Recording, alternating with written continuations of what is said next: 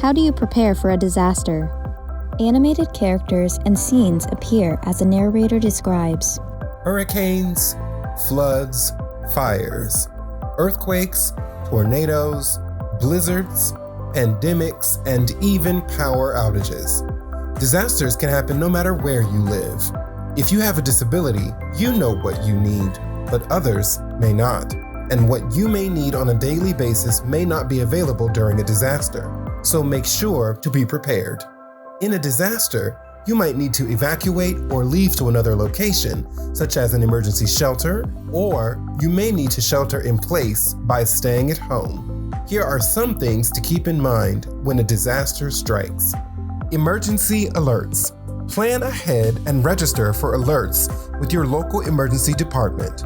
Emergency contacts. Have a list of emergency contacts such as your family members, friends, and neighbors in case you need help during a disaster. Also, have contact information for people who you will be staying with if you decide to evacuate. Shelters and sheltering in place. Try to stay with friends and family if you can. If not, look into accessible shelters. You cannot be turned away at a shelter because of your disability. However, there may be a designated shelter that can better meet your needs. Emergency supply kit. Your kit should include the basics such as a 3-day supply of water and food per person, extra clothing, first aid supplies, important documents, medication, extra batteries, and cash. Caregiving services. Touch base with your caregivers to create a plan if your caregiver is not able to join you if you decide to evacuate. Medication.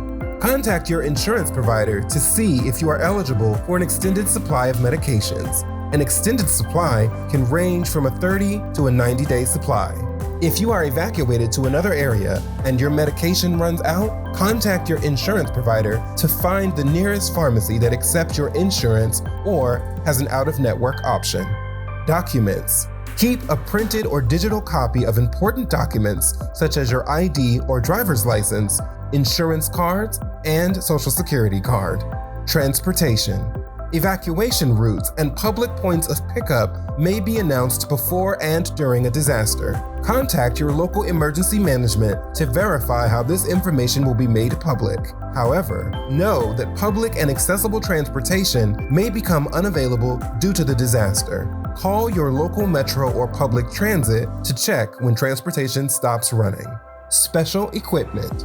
Make sure you have any specific equipment that you need for daily living because in a disaster, electricity and running water are not a given. For example, shower chairs for bathing and chargers for motorized scooters. Service animals. If you have a service animal, make sure you have the supplies they need, like food and water. Returning home. Check to make sure it's safe to go home and that water and power are back on before returning. Apply for benefits. Lastly, apply for FEMA assistance to ensure an opportunity to address your housing, job, and any other needs. If you run into problems related to inaccessible shelters, or you feel you have been wrongfully denied disaster services or need resources to prepare for a disaster, contact your state's protection and advocacy organization, also called the P&A. For more information, contact Disability Law Center Massachusetts Protection and Advocacy at 617-723-8455 or dlc-ma.org.